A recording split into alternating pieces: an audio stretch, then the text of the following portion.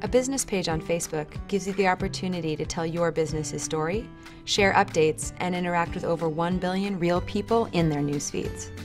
First, go to facebook.com/pages/create.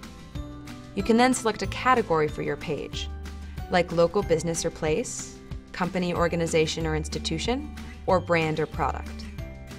You'll be prompted to add information about your business, like location and phone number. This helps customers find your business on Facebook. Add additional information about your business, such as a description of your products or services, and what sets your business apart from the competition. Then, add a profile picture.